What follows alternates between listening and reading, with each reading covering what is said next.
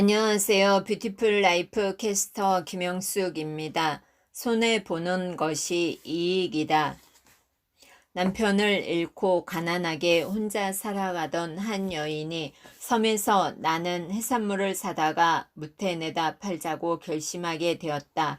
우연히 이웃섬을 오가며 장사를 하면 꽤 돈을 벌 수 있다는 이야기를 들은 탓이었다. 그녀는 어렵게 빚을 내 장사 미천을 만들어서는 섬을 향해 길을 떠났다. 그런데 나루터에 도착하기도 전에 그만 돈보따리를 잃어버리고 말았다. 장사는커녕 빚만 잔뜩 지게 되었다 싶어 그녀는 하늘이 노래지고 땅이 꺼지는 듯 했다. 그때 마침 길을 가던 한 노인이 그 보따리를 주었다. 이렇게 큰 돈을 잃었으니 무슨 사연이 있을 거다. 어떻게든 주인을 찾아줘야겠구나.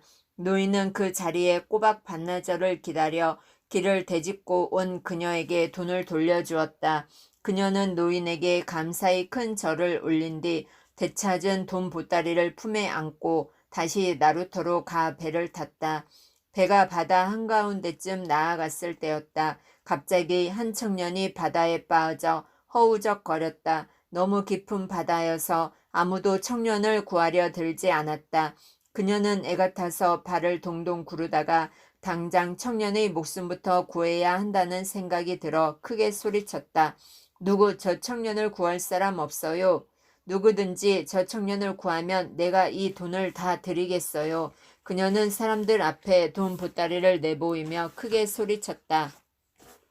그러자 누군가 나서서 청년을 구해내었다. 그녀의 기쁨은 이루 말할 수 없었다. 그러나 그녀는 다시 장사 미천을 잃게 되었다. 이제 장사도 할 수 없고 빚쟁이가 기다리는 집으로도 돌아갈 수 없는 딱한 처지가 되고 말았다. 그녀는 힘없이 배전에 기대 망연히 망망대해를 바라보았다.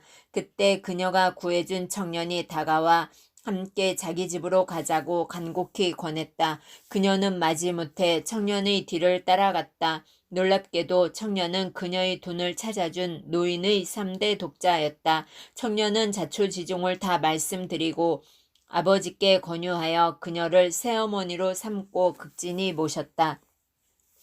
보답을 바라지 않고 자기 이익을 버릴 때 결국 더 큰 이익을 얻게 된다는 것을 깨닫게 해주는 이야기입니다. 만일 돈보따리를 주운 노인이 눈앞의 이익을 먼저 쫓았다면 결국 3대 독자를 잃고 말았을 것입니다. 세상을 살면서 늘 이익만 보고 살면 얼마나 좋겠습니까? 무슨 일을 해도 결국 손해보는 일이 없다면 하루하루가 참 즐겁겠지요. 그러나 불행히도 그런 일은 있을 수 없습니다.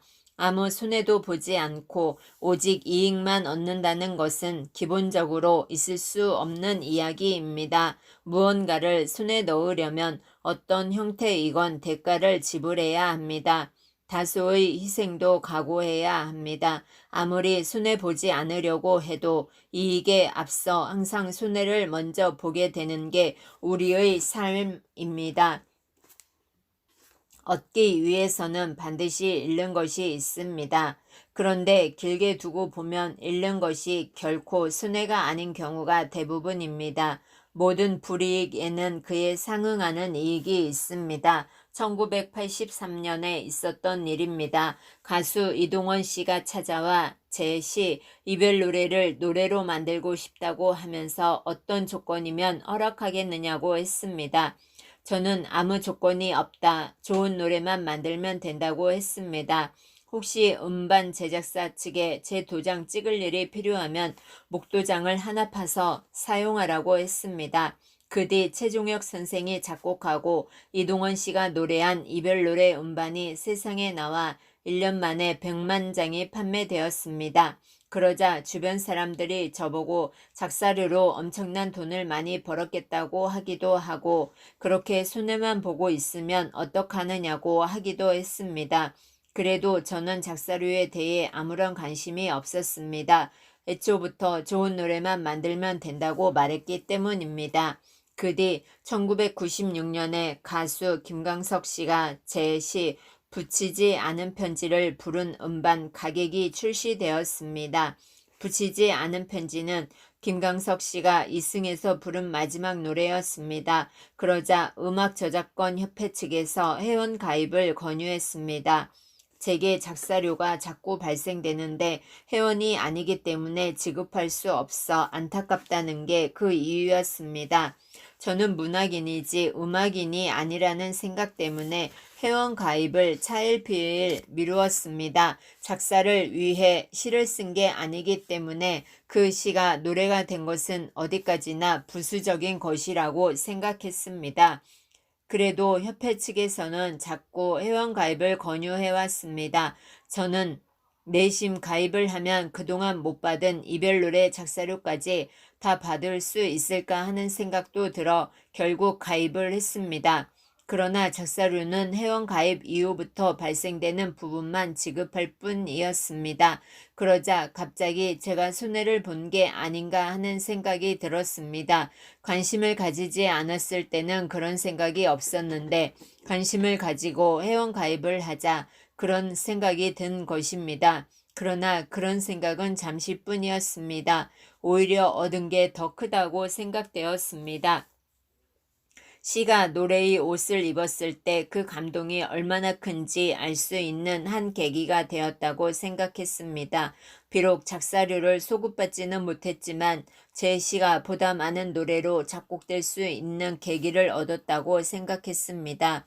실제로 이별 노래는 제 시가 다른 시인들의 시에 비해 비교적 노래로 많이 만들어지는 계기가 되었습니다.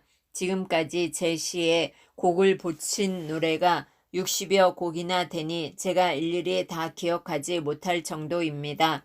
무엇보다도 많은 이들이 이별 노래를 좋아하니 그보다 더 값진 것을 얻은 건 없다고 하겠습니다.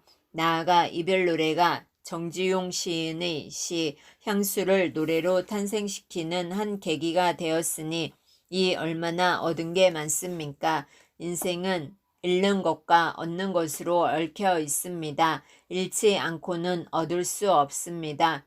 큰 이익이 있는 곳에는 큰 손해가 있고 큰 손해가 있는 곳에는 큰 이익이 있습니다. 어쩌면 크게 버릴 줄 아는 사람만이 크게 얻을 수 있습니다.